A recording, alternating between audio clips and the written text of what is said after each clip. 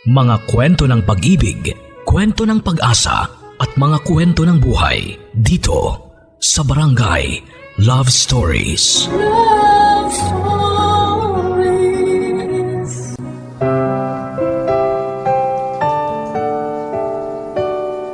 Aminado ang letter sender natin ngayon na si Joanna na matatakotin siyang tao. Pero sa kabila nito ay mas pinili niyang manirahan ang mag-isa sa isang apartment kung saan ay inakala niya'y matatahimik siya. Pero dumating ang araw na ang mapag-isang mundo ni Joanna ay nabulabog noong napagtanto nitong sa kanilang apartment ay hindi pala siya nag-iisa. Ano ang nakatagong kwento sa likod ng mga anino na kanyang nakikita?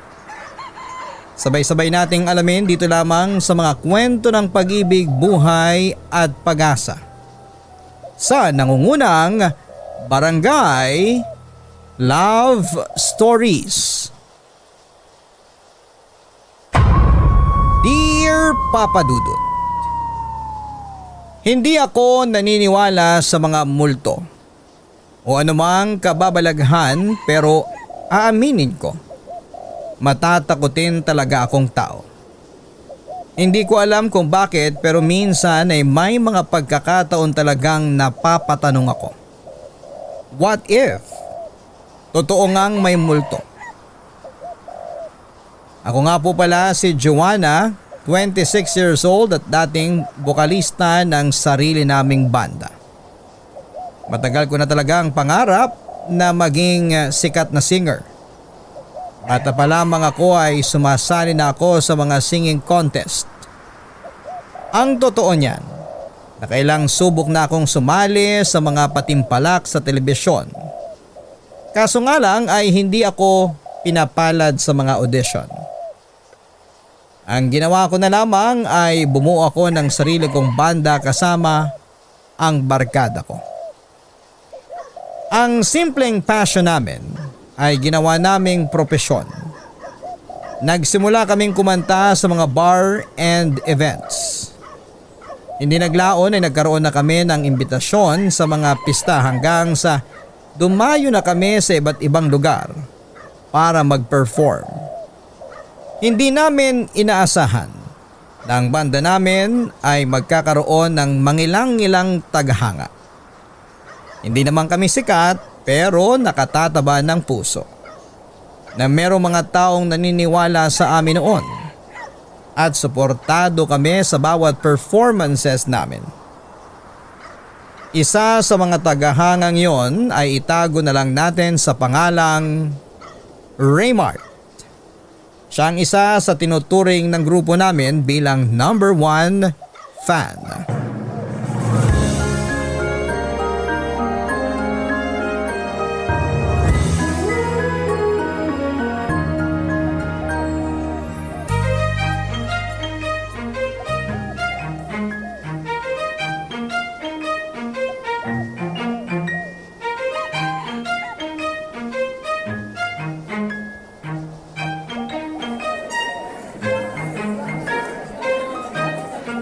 Joanna! Joanna! Pwede pa picture? Oo naman, halika. 1, 2... Salamat! Walang anuman. Wala na kayong ibang gig pagkatapos nito? Wala na. Pauwi na kami. Inaantay ko lang yung mga kasamahan ko para makauwi na kami. Nasaan ba sila? Ikinakarga lang nila yung mga gamit sa sasakyan. Ikaw pa, hindi ka pa ba uuwi? Pauwi na rin. Hinanap lang talaga kita para makapagpa-picture ako. Matagal nyo na akong fan kasi simula nyo pa lang noon, pero diehard fan nyo na ako. Talaga ba?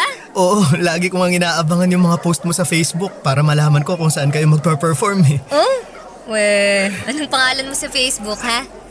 Raymart, inad na kita noon kaso hindi mo pa ina-accept yung friend request ko eh. Mag-iisang taon na rin siguro yun. Hala, sorry.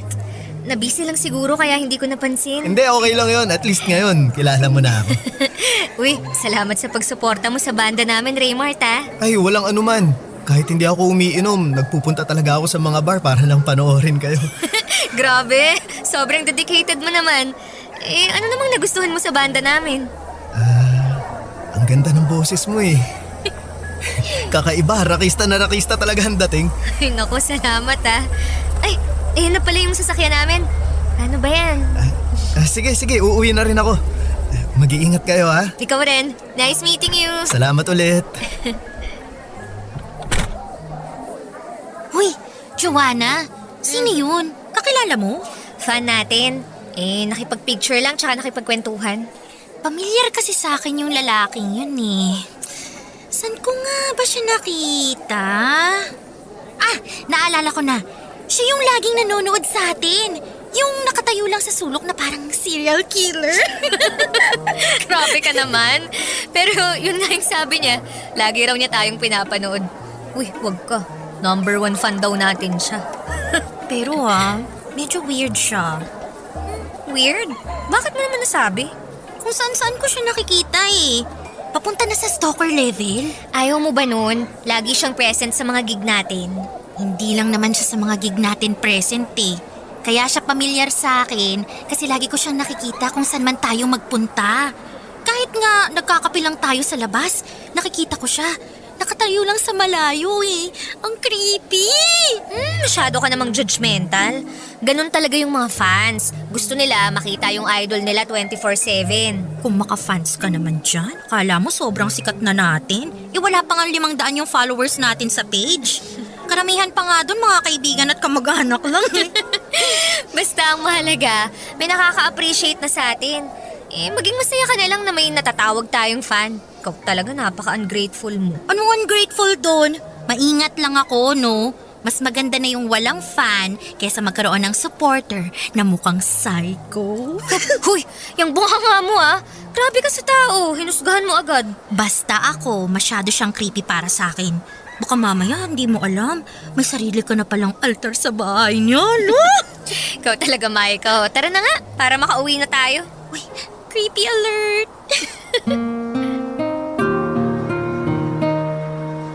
Sa mga sumunod pa naming gig ay mas naging mapagmasid na ako. At tama nga ang mga sinabi ni Micah. Lagi ngang present si Raymart sa bawat performances namin kahit saang lugar pa ito. Pero hindi katulad ng normal na tagahanga, si Raymart ay palagi lang nasa likod o di kaya'y nasa sulok. Tahimik na nakatayo sa dilim at nanonood. Hindi ako judgmental na tao pero aminado ako. Na noong mga panahong yon ay medyo creepy na rin ang tingin ko sa kanya dahil sa mga pinagsasabi ni Micah. Ganon pa man ay patuloy ang naging pagsuporta sa amin ni Raymart. At dahil magkakilala na kami ay hindi na siya nahihiyang lumapit sa akin tuwing natatapos ang performance namin. Ipinakilala ko siya sa grupo at hindi nagtagal ay naging malapit na rin sa kanya ang iba pang miyembro ng banda namin. Unti-unti ay napalitan din ang naging unang tingin namin kay Raymart. Kung tutuusin, na-misinterpret lang ni Micah ang ugali nito. Mahiyaing tao si Raymart na medyo may nerdy personality. Pero sa kabila noon ay lumalabas siya at nakikihalubilo sa mga tao para lamang mapanood niya kami. Dahil lagi namang present si Raymart sa bawat ganap ng banda, ay inampun na namin siya at parang naging miyembro na rin siya ng aming grupo. Pero sa hindi maipaliwanag na pagkakataon, sa pagdating ni Raymart sa buhay ko ay siya ring simula ng mga kababalaghang nangyari sa aking mundo.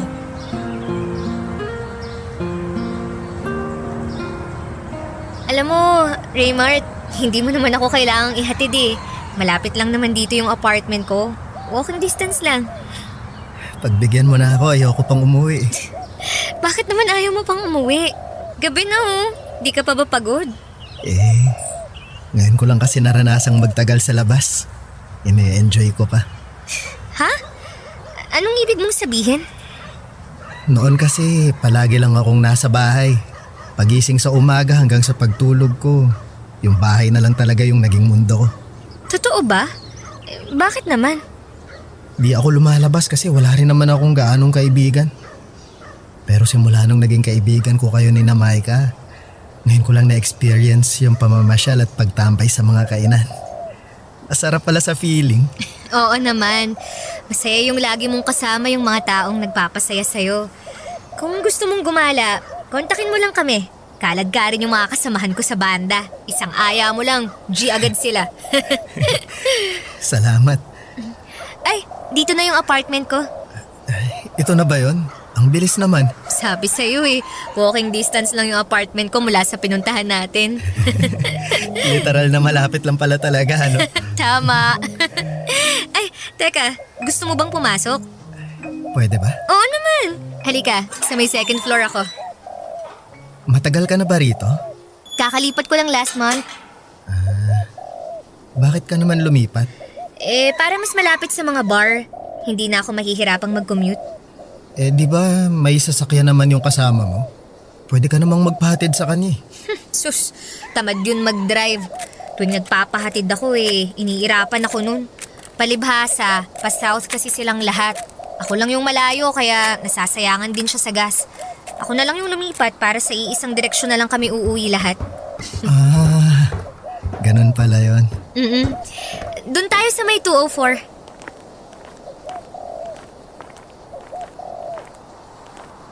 Ha? Teka, ano tong box na to sa may pinto? Baka naman order mo online. Wala akong inaasahang parcel ngayon eh.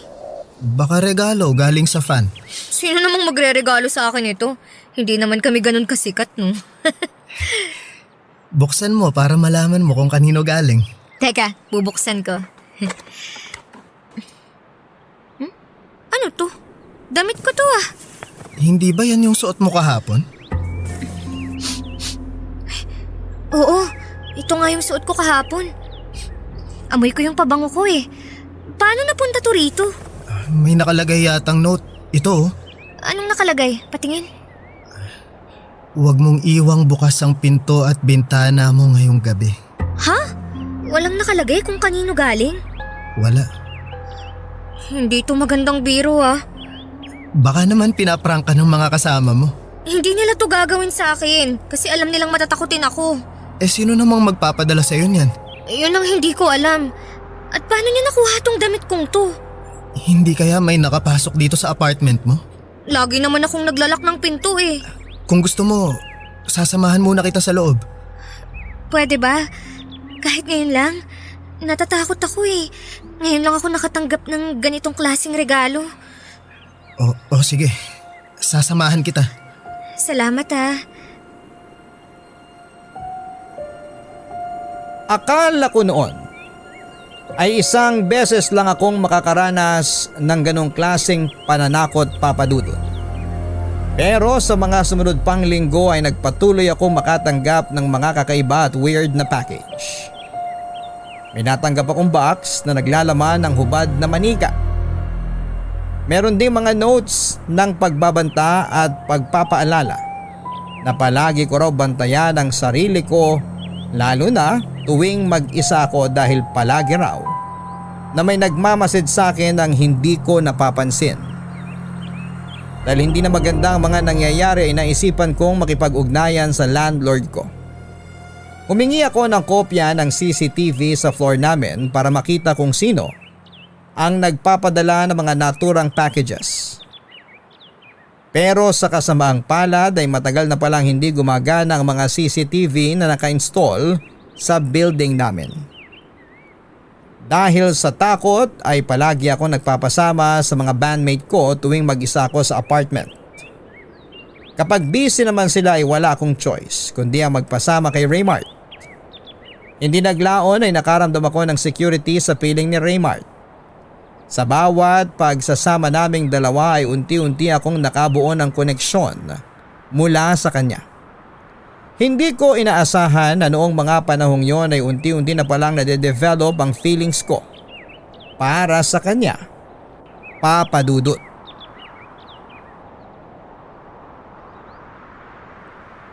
Tuwing umuwi ako galing sa labas, Nagkaroon na ako ng trauma kapag nakakakita ako ng package sa tapat ng pintuan ko. Nakakainis isipin na natatakot na akong umuwi sa sarili kong pamamahay.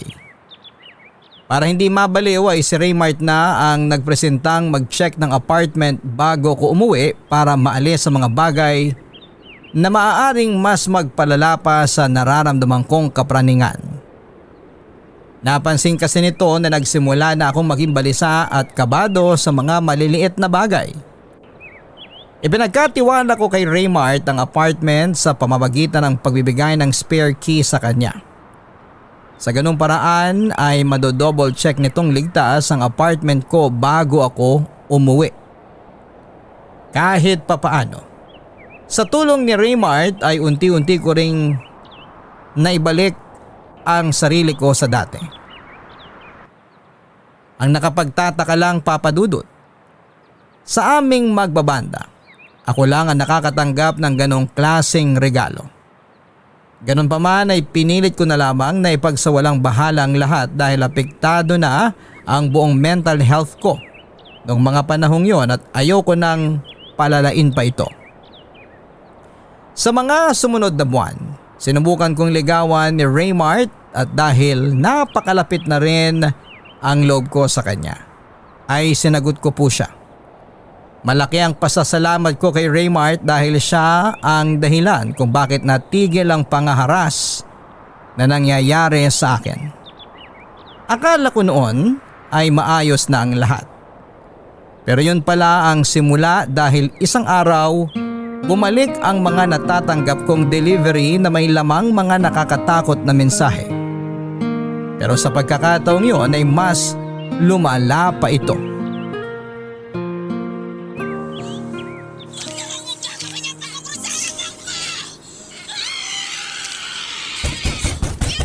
Ayan na yata yung in-order nating pagkain online. Pero ba't ganun, hindi man lang siya tumawag? Baka walang load. Pero ang weird wala namang umaakyat dito para mag-deliver ng pagkain. Usually, ako yung bumababa para kunin yung order kong pagkain Baka pinaakyat na lang ng guard sa baba. Oh well, mas maganda na yun kaysa kanina pa ako gutom, di ba? Hindi na kailangang bumaba. Sandali, kukunin ko lang yung order. Ako na, mamili ka na dyan ng next movie na papanoorin natin. Okay, sige.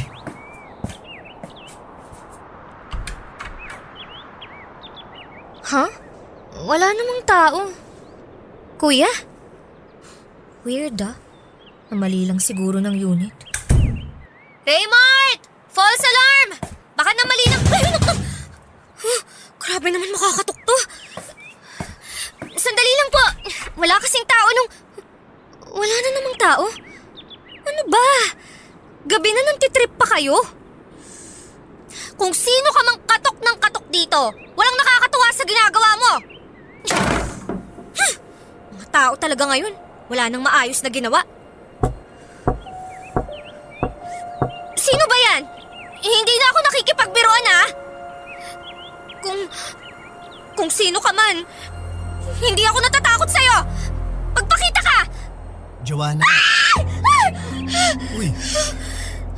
Bakit? Okay ka lang? Ginulat mo naman ako! Sorry, ang tagal mo kasi. Akala ko merong problema. Walang tao Kanina pa may katok ng katok pero wala namang tao sa labas. Hindi yung order natin yung dumating? Hindi. Lo, baka minumulto ka na. Tumigil ka nga dyan, Raymart Hindi yan nakakatuwa. Pumasok na lang tayo. Teka, ano yan? Ano? Ano yun? Ha? Kanina pa ba to? Merong box dito sa paanan ng pinto Wala yun kanina. Kukunin ko na. Kanino naman kaya to galing? Baka galing na naman yan sa nananakot sa akin. Hindi kaya? Buksan mo. Ayoko nga. Baka kung ano na naman laman yan Baka naman galing sa fan mo, nahihiya lang magpakita. Buksan mo na. Huwag ka nang matakot, nandito naman ako Sige na nga.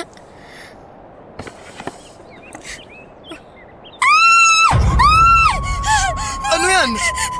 Tama ba tong nakikita ko? Manika? Parang voodoo doll? Oo, parang ganito yata yung ginagamit ng mga mangkukulam, di ba?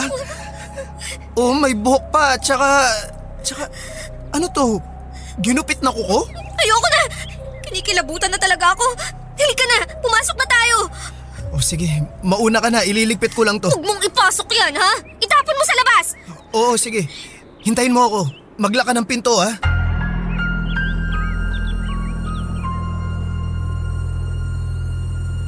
Papa Dudut, hindi ko na talaga gusto ang nangyayari noon. Kaya kinabukasan ay agad kong kinausap ang landlord ko tungkol sa nangyari. Ayon sa kanya, bantay sarado raw ng gwardya ang mga pumapasok sa apartment building namin. Kaya imposibleng galing sa labas ang taong nananakot sa akin. Malamang ay pinagtitripan lang ako nung mga kaibigan ko. Nung hingin ko sa kanya ang kopya ng CCTV sa hallway ay wala siyang naibigay. Dahil matapos ang reklamo ko ay hindi pa rin pala niya napapaayos ang sirang CCTV. Hindi ko alam kung may dalabang kababalaghan ang manikang dumating sa apartment ng gabing yon. Pero pagkatapos noon ay parabang nagbago na ang tingin ko sa paligid. Pakiramdam ko bawat kilos ko kahit nasaan man ako ay tila ba may nagmamasid sa akin. Kahit natutulog, kumakain o naliligo, parang may mga matang nakatingin sa akin. Nung minsan ngang nag-perform kami sa isang probinsya habang sinusuyod ko ng tingin ang mga taong nanonood sa amin ay isang malaking anino. Ang naaninag ko sa hindi kalayuan na nagbigay sa akin ng matinding kilabot. May pagkakataon pa noon na habang mag-isa lamang ako sa apartment. May mga naririnig akong kalabog sa ibang parte ng apartment na para bang may kasama ako sa bahay kahit na mag-isa lamang ako. At may mga oras din na nakakarinig ako ng pagbukas ng pintuan habang mahimbing akong natutulog na hindi ko noon masyadong pinapansin dahil akala ko'y nananaginip lamang ako. Isang gabi, lumabas ako ng apartment para bumili ng pagkain sa convenience store. Pagbalik ko ay nagimbala ko sa nadatnang ko sa apartment, Papa Dudut.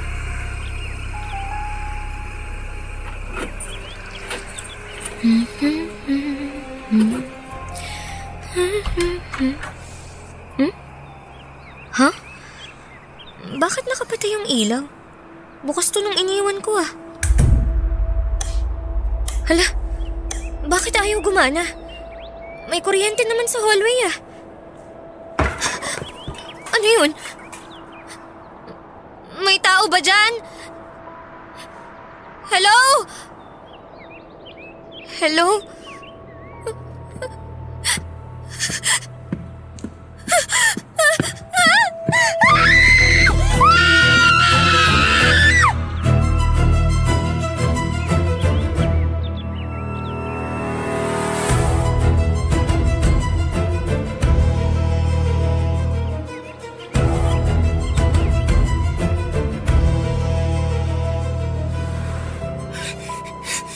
Joanna! Nabasa ko yung message mo kaya nagpunta agad ako rito sa apartment mo. Okay ka lang ba? Hindi! Hindi ako okay, Raymart! Ano ba yung nangyari? Hindi ko maintindihan yung message mo sa akin eh. Yan! Diyan sa apartment ko! May tao sa loob! May tao? Sino? Hindi ko alam! Lumabas lang ako para bumili ng pagkain tapos pagpasok ko, nakapatay na yung mga ilaw. Tapos may nakita akong anino sa loob! Eh bakit nakapatay yung ilaw? Hindi ko alam! Bakit ba ang dami mong tanong? Hindi ka pa ba pumapasok ulit? Hindi pa! Wala pang lumalabas dito sa apartment mo simula kanina? Wala rin! So ibig sabihin, kung totoo ang nakita mo, nandito pa sa loob yung taong yun? Malamang! Gusto mo i-check ko ulit? Oo! Pero sasama ako sa'yo! O sige, halika na. Bakit kaya walang ilaw? Buksan mo nga flashlight ng phone mo. Sandali lang. Ayan, nakabukas na. Raymart, natatakot ako. Joanna, nasaan yung circuit breaker ng apartment mo? Nandito sa may gilid. Kaya naman pala wala kang ilaw eh. Nakababa yung circuit breaker. Baka ibinaba nung kung sino mang pumasok sa apartment ko. Nasaan na yung taong nakita mo? Mukhang wala naman tao dito sa loob ah. Maniwala ka sa akin. May nakita akong anino kanina rito sa loob. Malaki siya. Joanna, baka naman guni-guni mo lang yun. Hindi ba uminom ka ng gamot kanina kasi sabi mo masakit yung ulo mo? Alam ko kung ano yung nakita ko. Nasaan siya ngayon? Hindi ko alam. Baka lumabas siya sa bintana. Tingnan mo yung bintana, nakabukas oh. Tatalon siya mula sa second floor? Ang daming tao sa baba. So anong gusto mong palabasin? Gawa-gawa ko lang to. Hindi naman sa ganun, pero... Umalis ka na. Joanna naman. Salamat sa pagsama sa akin, Raymart. Siguro nga, guni-guni ko lang yun. Okay na ako. Sasamahan na kita. Hindi na. Papadudot, kinausap ko si Micah tungkol sa mga nangyari. At ang agad niyang bungad sa akin, baka si Raymart lang daw ang may pakana ng lahat. Dahil nagumpisa lang naman daw ang mga kakaibang nangyari mula nang makilala ko si Raymart. Papadudot, matapos ang pag-uusap namin ni Micah, ay hindi ako nakatulog ng gabing yon. Sobrang daming tumatakbo sa isipan ko ng mga oras na yon. Inisip ko ang mga sinabi sa akin ni Raymart kung totoo nga ba ang mga nakita ko. Hindi ko alam, pero parang ginagaslight ko na ang sarili ko that time na ilusyon at guni-guni lang ang mga nakikita at naririnig ko. Dahil sa mga natatanggap kong nakakatakot na package ay kung ano-ano na ang pumapasok sa isipan ko. Sa parehong pagkakataon ay hindi rin nawala sa isipan ko ang mga binanggit na posibilidad ni Micah. Paano nga kung si Raymart ang gumagawa ng lahat ng ito? At kung hindi naman si Raymart ay mahirap ding paniwalaan na minumulto o minamaligno ako. Malaki ang tiwala ko kay Raymart dahil sa mga tulong na ginawa niya sa akin. Siyempre, boyfriend ko siya kaya ayaw ko naman siyang paghinalaan. Pero tama si Micah na kaming dalawa lang ang maaaring pumasok sa apartment dahil kaming dalawa lang naman ang may hawak ng susi nito. Naalala ko rin na nagsimula akong makatanggap ng mga weird na regalo simula noong nakilala ko si Raymart. Ayoko man siyang pag-isipan ng masama, ay nagsimula akong magkaroon ng pagdududa sa sarili kong boyfriend. Pero ang hindi ko magets ay bakit niya ginagawa ito at bakit niya ako tinatakot. Noong nagkaroon ako ng pag-aalinlangan kay Raymart ay mas naging mapagmatyag pa ako tuwing kasama ko siya, papadudot. Sa mga sumunod na araw ay pinakiramdaman ko ang paligid ko. At sa hindi inaasahang pagkakataon ay wala akong naramdamang anumang kababalaghan. Wala akong mga yapak na naririnig, mga kalabog at nangyayaring pagbukas ng pintuan at bintana. Pero tuwing dumadalaw si Raymart sa apartment o tuwing kasama ko siya, doon lang nagsisimulang maging weird ang paligid. Noong panahong yon ay mas lalong lumaki ang paniniwala ko na baka si Raymart nga ang gumagawa ng lahat. Para mapatunayan kung tao nga ba talaga o maligno. Ang nagbibigay pasakit sa akin ay ako na mismo ang nag-install ng CCTV sa sarili kong apartment. Maliban kay Micah ay wala nang ibang nakakaalam na naglagay ako ng CCTV sa apartment. Hindi ko ito pinaalam kay Raymart para makita ko kung siya ba talaga ang gumagawa ng lahat ng pananakot sa akin. Sa tulong ng landlord ko ay nagpakabit kami ng 2 CCTV sa apartment. Isa sa may sala at isa sa kwarto ko. Sa mga sumunod na araw ay nagantay ako ng kababalaghan. Pero ang nakapagtataka, kung kailan may CCTV na ay saka naman walang nangyari, papadudot. Mas napanatag ang loob ko noong nagkaroon ng CCTV sa apartment dahil nagkaroon ako ng chance na malaman kung ano ba talaga ang totoong nangyayari. Pero simula noon ay biglang tumigil ang panggugulo sa akin. Hanggang sa isang gabi kung kailan komportable na ako at wala ng takot ay biglang may gumimbal sa tahimik kong gabi.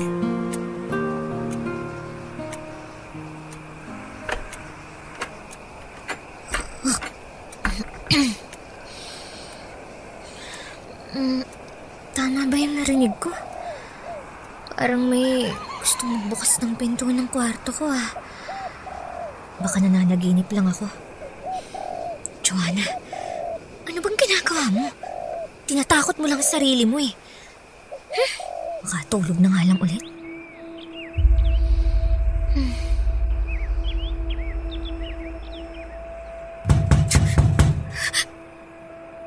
Sino yan? Raymart? Ikaw ba yan? Raymart! Kung ikaw yan, hindi ako nakikipagbiruan sa'yo. Raymart, alam kong ikaw yan! Akala mo hindi ko alam tong ginagawa mo? Pagod na ako sa trip mong to, ha? Nasaan na yung phone ko? Tatawagan kita. Akala mo maluloko mo ko.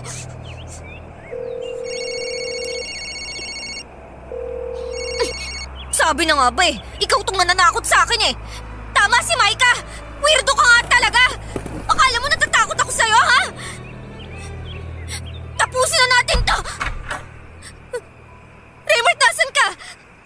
Magpakita ka sa akin! Huwag ka magtago sa dilim! Hindi na ako natatakot sa pinaggagawa mo! Narinig kong nag-ring yung cellphone mo dito sa sala. Kaya wala ka ng kawala ngayon! Raymart!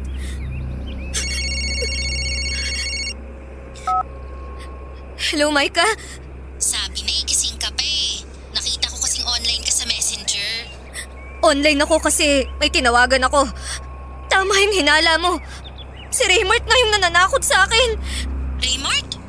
Anong ibig mong sabihin? Nandito siya ngayon sa apartment ko. Nagtatago. Girl, okay ka lang? Kaalis lang namin sa bar. Kasama namin ngayon si Raymart. Actually, papunta na nga kami dyan sa apartment mo ngayon. Ano? Tinatawagan kita kasi dadaan kami dyan. Nawawala kasi yung phone ni Raymart. Nagbabaka sakali siya na naiwan niya dyan yung cellphone niya nung nagpunta kami dyan kanina. Nandito nga yung cellphone niya. Pero kung kasama niyo ngayon si Raymart, sino yung kumakatok sa pinto ng kwarto ko kanina? Joanna, lumabas ka na ng apartment mo, okay? Hintayin mo kami, malapit na kami. Papadudot, agad-agad din namang nakarating sa apartment sina Maika ng gabing yon.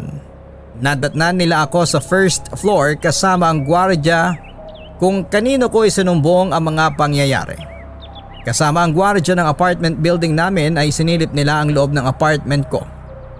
Pero wala silang nakitang tao doon. Pero kapansin-pansin ang isang masangsang na amoy na hindi ko napansin kanina. Nagulat na lamang kami noong nalaman namin kung saan nanggagaling ang amoy na yon. Mula ito sa isang box na nakalagay sa ilalim ng kama ko. Sa loob nito ay isang patay na daga ang nakalagay. Nakahiwalay ang ulo nito at inuuod na. Nang gabing ding yon ay tumawag si Maika sa pulis para i-report ang pangyayari. Agad naman silang dumating para i-check ang apartment dahil walang nanakaw na gamit at wala naman silang nakitang forced entry sa apartment ko. Ay hindi nila ito pwedeng ituring na trespassing or unlawful entry.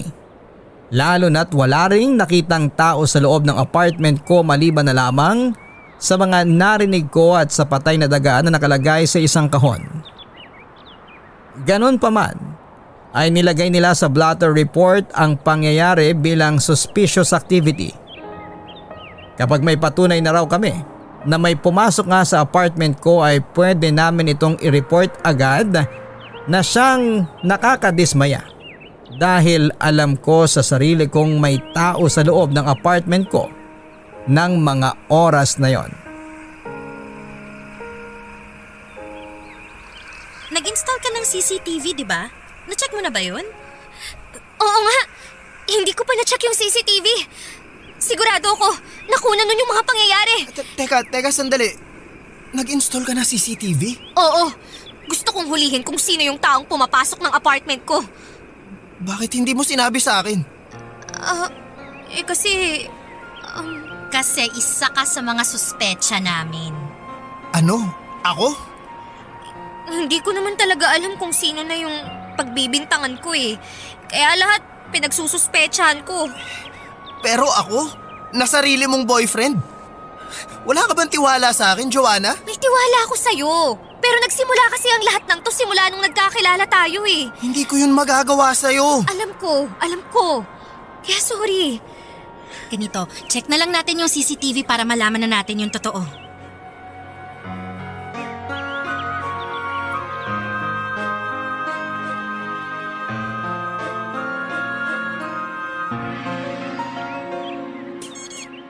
Heto na yung CCTV footage.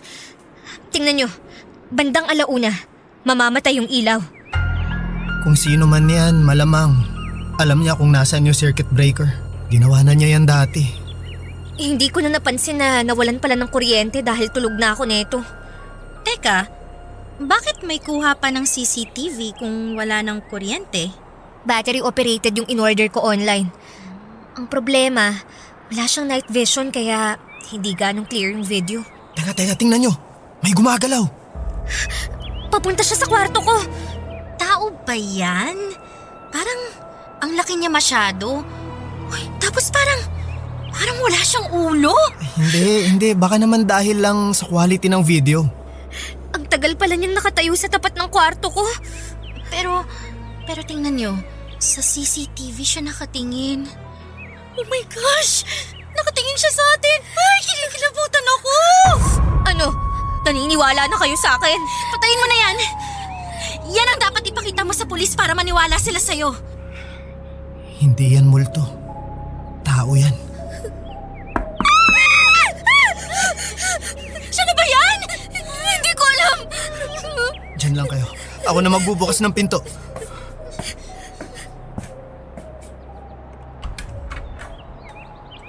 Magandang gabi. Nandyan ba si Joanna? Kayo po pala. Opo, nandito po siya. Joanna! Yung landlord mo! Mang Estong, magandang gabi po. Akala ko po ba wala kayo rito ngayon? Nabasa ko yung message mo kaya eto dali-dali ako nagpunta rito.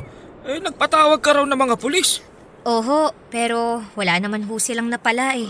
Wala na yung tao nung chinek nila tong apartment. Huwag kang mag-alala. I-report ko to sa barangay itong nangyari ha.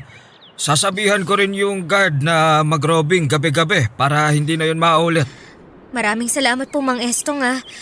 Kung pwede lang sanang magharap na lang kami ng taong yun eh.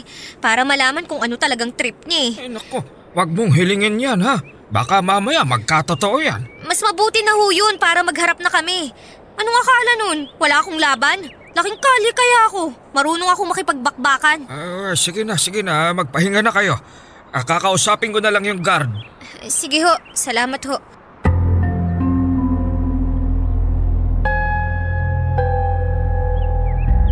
Papa Dudut. Kahit papaano ay napanatag ako ng sa wakas. Ay tumulong na rin ang landlord ko sa matagal ko nang idinadaing na problema sa kanya. Sa katunayan ay siya na mismo ang nagpalit ng lock ng pintuan ng apartment ko. At nang mga panahong yon ay sinigurado ko na ako lang ang may hawak ng susi. Hindi ko ibinigay kanino man ang spare key nito. Tuwing gabi ay may mga tanod na ring nagroronda sa lugar namin. Nag-aabang ng mga taong pakalat-kalat pagsapit ng madaling araw. Na-report na rin namin sa pulis ang CCTV footage na nakuha ng gabing may pumasok sa apartment ko. Kahit may kaunting tampo pa sa akin si Raymart noon dahil isa siya sa mga taong pinaghinalaan ko, ay nag-offer siyang magstay pansamantala sa apartment ko para masamahan niya ako. Humingi naman din ako kaagad ng tawad sa kanya, Papa Dudut, dahil pinagdudahan ko siya. Akala ko noon ay magiging maayos na ang lahat. Naging mapagmatsyag na ang mga tao sa paligid ko matapos kumalat ang balita na may taong nanloob ng apartment ko. Kasama ko naging bantay ang mga kapitbahay ko pati na rin ang mga tao sa apartment building namin. Umasa ako na matatakot nang bumalik ang kung sino mang nananakot sa akin. Pero nagkakamali ako, Papa Dudut.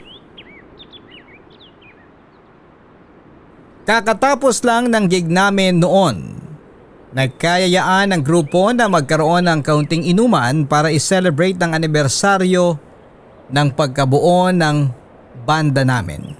Inabot kami ng hanggang 1:00 ng madaling araw. Noong natapos ang kasiyahan ay nauna akong inihatid sa apartment namin.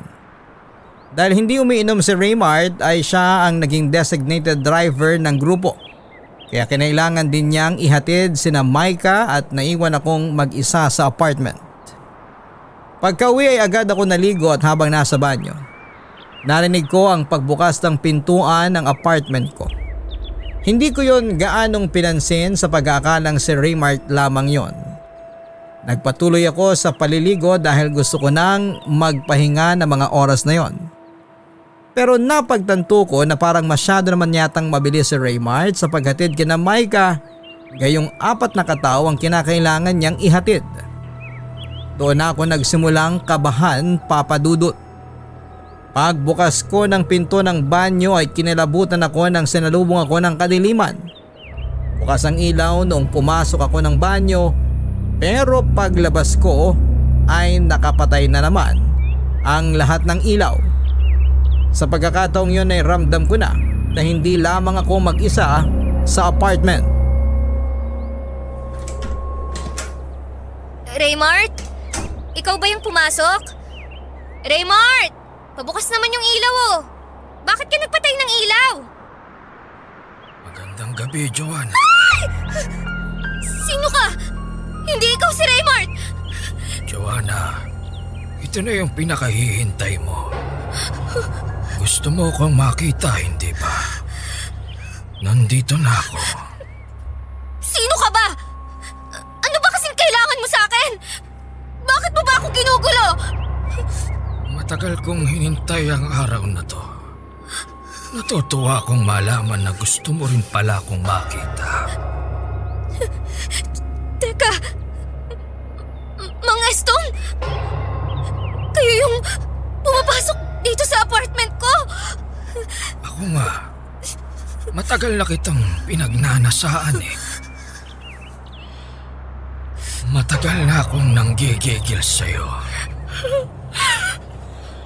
Kung hindi lang dumating sa buhay mo yung hinayopak mong boyfriend, akin ka lang dapat eh. Ano? Handa ka na ba? Sandali lang! Huwag kang lalapit sa akin! Sisigaw ako! Sumigaw ka kung gusto mo. Walang tao ngayon sa kabilang unit. Nagbakasyon sila. Mas maganda yung sumisigaw ka. Mas lalo kong kinaganahan. Umalis ka na! Darating na si Raymart anumang oras! Talaga? Sa tingin mo, kaya kang ipaglaban ng boyfriend mong yon? Parang awa niyo na! Tantanan niyo na ako! Ako na lang ang piliin mo, Joanna. Kaya kitang buhayin. Matagal na kitang mahal. Kaya iwan mo na yung walang kwenta mong nobyo. At sumama ka na lang sa akin. Nababaliw na kayo! May asawa't anak na kayo! Pero mas gusto ko yung bata na katulad mo. Mas makinis. Mas sariwa. Kakadiri kayo! Naririnig niyo ba yung pinagsasasabi niyo? Halika na. Paliligayahin kita. Kung nalapit sa akin! Tulang! Batiwan mo ako! Tulang! Tulungan niyo ako! Batiwan mo ako! Tulang! Tulungan niyo ako!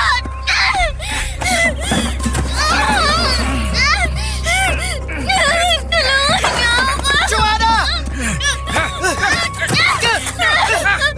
Hayop ka!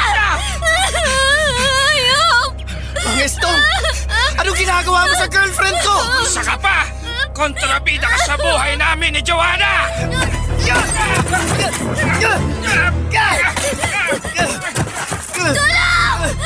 Mga kapitbahay! Tulungan niyo kami! Kung hindi mo lang kinulo ang buhay namin, masaya na sana kami ngayon ni Joanna! Naririnig mo ba yung pinagsasasabi mo? Nasisiraan ka na yata ng ulo! Hindi ko tatakutin si Joanna ng ganon. Kung hindi ka lang dumating sa buhay niya, aagawin mo pa sa akin ang mahal ko! Kaya pala, sa tingin mo masisira mo kami dahil sa pananakot mo! Umanda ka sa akin!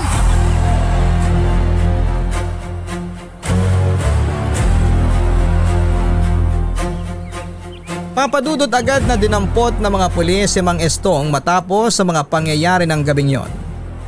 Hanggang ngayon, nakatatak pa rin sa isipan ko ang itsura niya na parang nababaliw na siya.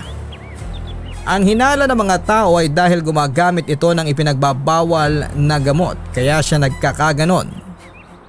Sa pagsisiyasat ng mga pulis ay nakumpiska nila ang isang flash drive. Sa bahay nito laman ang mga video ko habang natutulog. Doon lang namin napagtanto na tuwing mahimbing akong natutulog ay pumapasok si Mang Estong sa kwarto ko para kunan ako ng video. Kaya pala alam ng taong pumapasok sa apartment na may naka-install na CCTV sa loob dahil si Mang Estong ang mismong nagkabit noon. At dahil siya ang landlord namin, meron din siyang duplicate key ng apartment. Ganon din noong nagpalit ako ng lock dahil siya rin ang nagpalit noon. Nagsampa ako ng kaso laban kay Mang Estong. At pagkatapos noon ay umalis na ako mula sa apartment na tinitirhan ko. Habang naghahanap ng malilipatan ay pansamantala akong nanatili sa lugar ni Raymart. Ang akala ko noon ay magiging maayos na ang lahat, papadudot. Nakahinga na ako dahil sa wakas ay nahuli na ang taong nambubulabog sa tahimik kong buhay. Pero hindi pa pala doon natatapos ang kalbaryo ko. Dahil noong nanirahan ako sa bahay ni Raymart ay isang katotohanan ang aking natuklasan.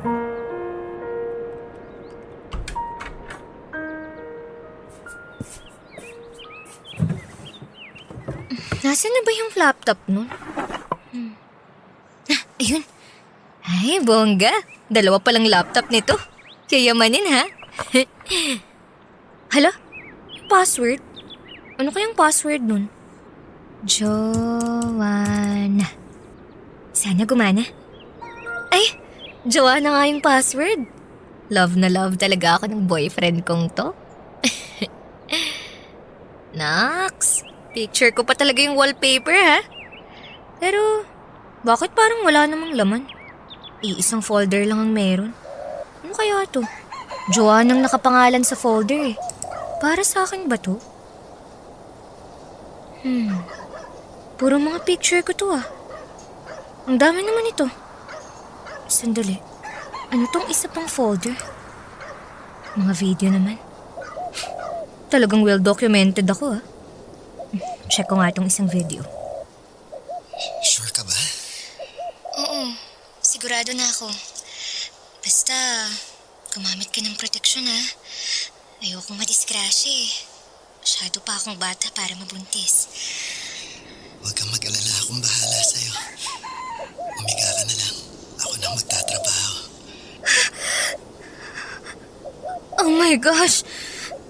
Ano to? Joanna! Halika na, kumain ka na! Bakit yan yung ginamit mong laptop? Personal ko yan ah! Ano to ha? Kinukunan mo ng video yung mga pagtatalik natin? Sandali lang. Mag-e-explain ako. Walang iya ka, Raymart, ang baboy mo!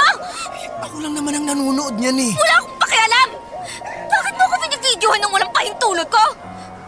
Ang dami nito, Raymart, oh! Kada ginagawa ba natin yun, lagi kang nagbe-video? Gusto ko lang naman na may balikan kapag mag-isa ako eh. Nakakadiri ka! Walang iya ka! Joanna! Lumayo ka sa akin! Kaya pala may dalawa kang laptop! Para sa kalaswan pala yung isa! Maniwala ka sa akin. Wala akong masamang hangarin sa ginawa ko. Tumahimik ka! Kailan ba ako tatantanan ng mga siraulong tao? yung mga video. Dapat lang! Dahil kung hindi mo gagawin yon, ipapakulong kita kasama ni Mang Estong! Joanna, sorry na. Patawarin mo ako. Nagawa ko lang naman yun kasi mahal na mahal kita eh. Araw-araw kitang namimiss. Kapag busy ka, lagi kong pinapanood yung mga video natin. Itiwan mo ako! Kinikilabutan ako sa'yo! Pare-pareho kayong lahat, mga manyakis! Joanna, sandali lang. Saan ka pupunta? Aalis na ako rito! At baka kung ano pang gawin mo sa akin!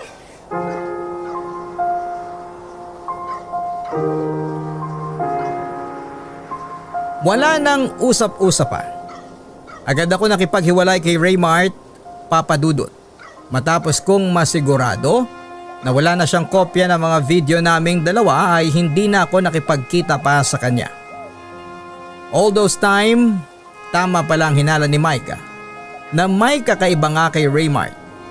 Yun pala, katulad ni Mang Estong ay obsessed din pala siya sa akin sa puntong bawat galaw ko ay meron akong video ni Raymart. Ilan pa sa mga napanood ko na nakasave sa laptop nito ay ang palihim niyang pagkuha ng video sa akin habang nagbibihis ako. Meron ding video habang naliligo ako. At para makalimutan ang mga masasamang pangyayari sa punto ng buhay kong yon, ay nagpakalayo-layo na ako. Tumigil ako sa pagbabanda at naghanap ng ibang trabaho. Dahil sa mga nangyari ay nagkaroon ako ng trust issues sa mga lalaking dumarating sa buhay ko. Dahilan na hanggang ngayon ay hindi pa ako nagkakaroon ng boyfriend kahit na 3 taon na ang nakakalipas. Ang ipinagpapasalamat ko na lamang ngayon ay tahimik ang buhay ko na pribado at wala ng taong nanggugulo. Ito po ang aking kwento. Maraming salamat at mabuhay po kayo. Ang inyong forever kapuso at kabarangay, Joanna. Sa mundo ngayon, mahalagang maging mabuting tao. Pero mas mahalaga ang maging maingat. Hindi lahat ng taong mabait o pala kaibigan